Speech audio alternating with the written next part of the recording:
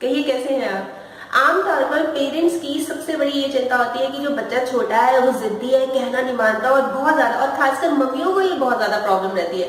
पापा लोग तो ऑफिस चले जाते हैं, पापा जब शाम को वापस आते हैं तो उनको लगता है कि बच्चा तो ठीक है, आराम से भी बात कर रहा है, पर मम्मियाँ कहती है कि हम सारा दिन घर पे रहते हैं, हमें पता है बच्चा कितना तंग कर रहा है। तो ऐसे मम्मियों को एक छोटी सी कहानी है मेरी तरफ से कि आप कहानी को बहुत ध्यान से सुनिए और पक्का 100% मैं कह रही हूँ आपको इसमें हल मिल जाएगा।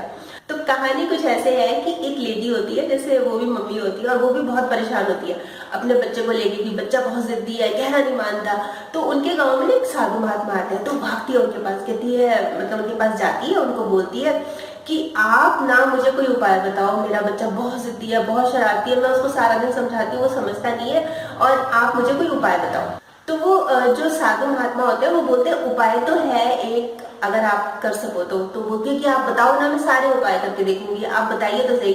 तो वो बोलते हैं कि ये सामने जो पहाड़ी देख रहे हो ना, पहाड़ी है, वहां पे एक शेरनी रहती है, उस पहाड़ी पे जाके आपको शेरनी के जो मूंछ के 3 बाल लेके आने हैं।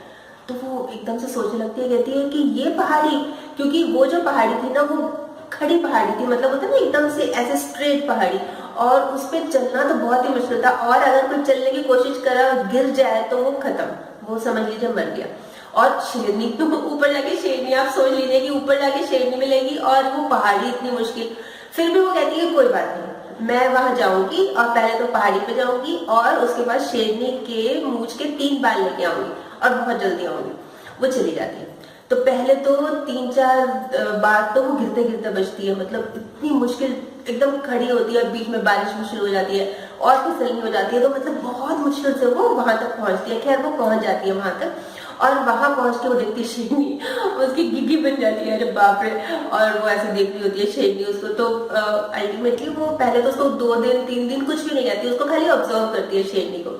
फिर धीरे धीरे धीरे धीरे ना उससे, जैसे वो गुर्राती है उसको देख के और दहाड़ती है ऐसे से, तो वो ना कुछ कभी उसके लिए खाना लाती है, कभी कुछ करती है, कभी उसकी जगह साफ करती है, मतलब उसको बहुत प्यार से हैंडल करती है, उसको बहुत प्यार से।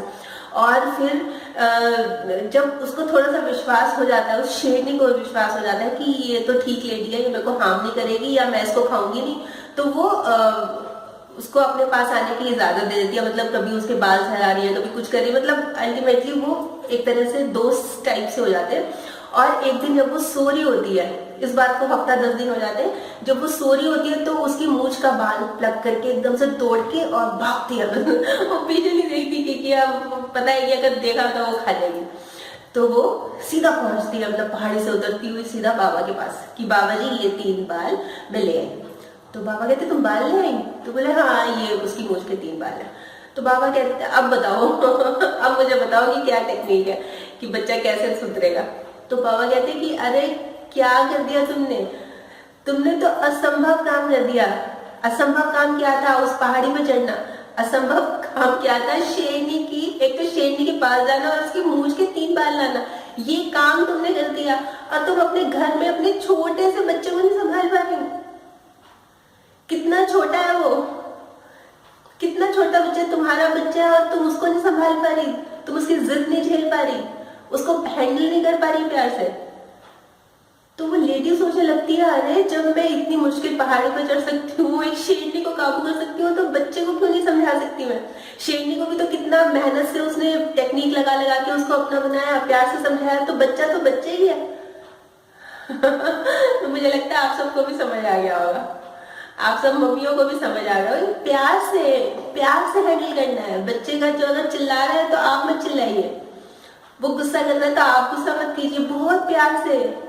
देखिए जब हम घर में हमारे गेस्ट आते हैं तो बर्तन हम अंदर से क्रॉकरी निकालते हैं, कांच की भी निकालते हैं, तो उसको कितनी प्यार से हैंडल करते हैं, उसको बर्तनों से अलग रखते हैं, उसको हैंडल विद केयर भी लिखा होता है और करते भी है उसको हैंडल बिल्कुल बिल्कुल केयर से उसको संभालते हैं कि भाई और बर्तनों से इसको अलग धोना है, संभाल के रखना है, अच्छी तरह साफ कर करके उसको रखते हैं, अलग से रखते हैं। तो ये बच्चे के साथ करना है, बहुत डेलिकेट होते हैं बच्चे, उनको प्यार से हैंडल करना और वो हो जाएंगे। कितने छोटे कितने प्यारे बच्चे होते हैं। बस एक छोटी सी कहानी यही सुनाने आई थी मैं आपको कि बिल्कुल इस चीज को टेंशन मत बनाइए। पता है क्या, ये तो हमारा इंडिया है कि हम बच्चों को गुस्सा कर रहा तो 2 चांटे मारे, डांट मारा, चल थप्पड़ मारा, चल दूसरे कमरे में जाकर पढ़ ले। और बाहर तो फॉरेन कंट्रीज में तो पेरेंटिंग पे प्रॉपर क्लासेस लगती हैं, समझाया जाता है। पेरेंटिंग एक तरह का पूरा सब्जेक्ट है। और हम खाली 2 चांटे मारे, चल भाई, ये चीज नहीं है, ये चीज गलत है। अब टाइम बदल रहा है, हमें भी बदलना चाहिए। देखिए पहले जॉइंट फैमिली होती थी, सब एक साथ रहते थे, सब समझ आते थे, बच्चे अपने आप ही सीख जाते थे। आजकल जॉइंट फैमिली नहीं है और मदर भी आजकल जॉब के लिए बाहर जाती है, तो बच्चों को हैंडल करना बहुत मुश्किल नहीं है। मतलब प्यार से हैंडल किया जा सकता है, आराम से, प्यार से, खुश होके खुश रहिए, स्माइल रखिए और बच्चों को समझाते रहिए। बस बच्चे बहुत जल्दी, बिल्कुल एक प्लेन पेपर की तरह होते हैं, बहुत जल्दी चेंज हो जाएंगे।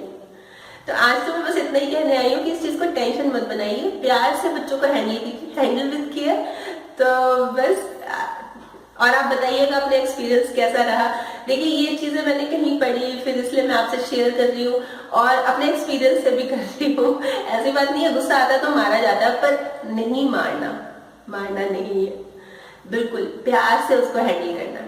जैसे जब भी कोई ऐसी बात हो, वो शेरनी और पहाड़ी वाली बात याद कर लीजिएगा कि अच्छा जब वो लेडी कर सकती है तो हम क्यों नहीं, और हम तो कर ही सकते हैं, हम क्यों नहीं कर सकते। तो कल फिर मिलूंगी एक और नए टॉपिक के साथ। तब तक स्माइल भी रखिए और पॉजिटिव रहिए और पॉजिटिव सोचिए और बच्चों की पिटाई या गुस्सा नहीं करना, हैंडल विद केयर। ठीक, बाय।